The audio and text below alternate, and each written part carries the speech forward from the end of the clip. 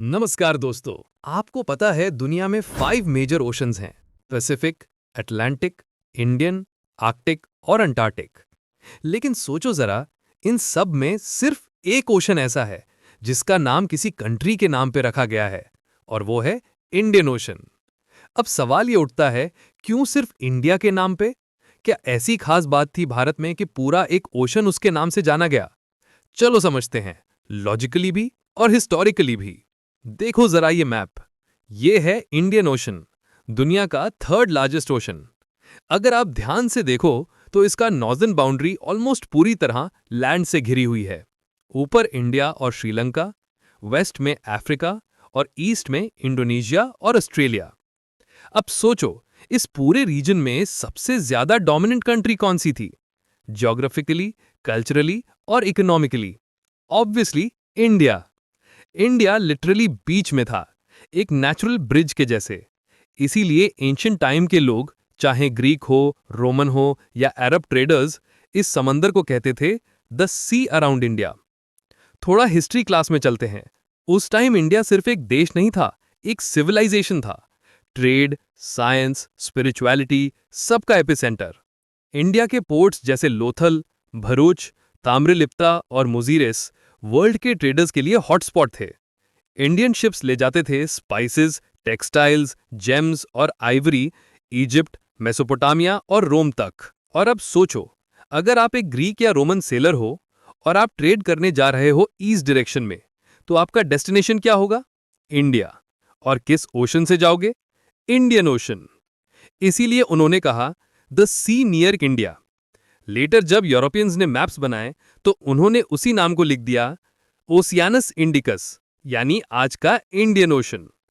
अब सवाल यह भी आता है, क्यों सिर्फ इंडिया के नाम पे ओशन है, किसी और देश के नहीं? देखो, बाकी ओशंस के नाम कंट्रीज पे नहीं, बल्कि कॉन्सेप्ट्स और मिथोलॉजी पे बेस्ड है। Atlantic ocean, Greek Titan at least के नाम पे। पैसिफिक ओशन मतलब पीसफुल सी। आर्कटिक और अंटार्कटिक नॉर्थ साउथ डायरेक्शन से रिलेटेड।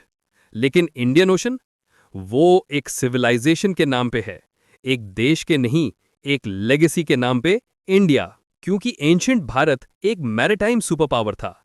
ट्रेड, कल्चर, नेविगेशन सब कुछ इंडिया के थ्रू होता था। इंडियन शिप्स मॉनसून विंड्स का यूज करते थे नेविगेशन के लिए, यूरोपियन से हजारों साल पहले। उन्हें पता था कौन से महीने किस डायरेक्शन की हवा चलेगी, और उसी हिसाब से शिप्स भेजते थे।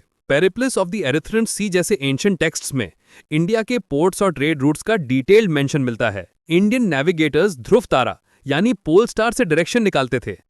एस्ट्रोनॉमी और ओशन करंट्स दोनों में मास्टरी थी उनके पास। इसी मैरिटाइम एक्सीलेंस के थ्रू इंडिया ने अपना कल्चर साउथ ईस्ट एशिया तक पहुंचाया, इंडोनेशिया, थाईलैंड, कंबोडिया, मलेशिया तक। आज भी इन देशों के टेम्पल्स, डांस फॉर्म्स और मिथोलॉजी में इंडियन इन्फ्लुएंस क्लियरली दिखता है। और आज के मॉडर्न टाइम में भी इंडियन ओशन की इंपॉर्टेंस और बढ़ गई है।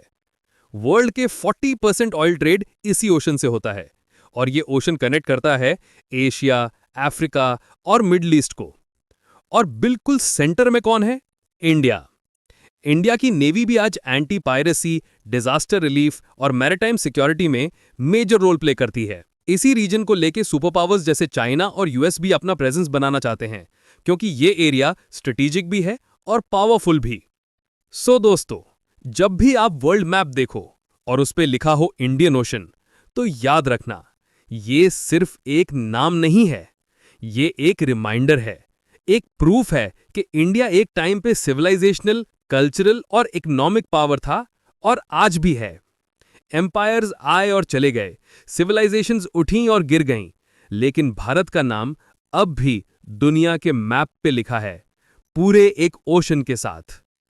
सो नेक्स्ट टाइम जब कोई कहे कि इंडिया एक पुअर कॉलोनाइज्ड नेशन था, तो बस उन्हें याद दिला देना, दुनिया का एक पूरा ओशन अब भी भारत के नाम पे है।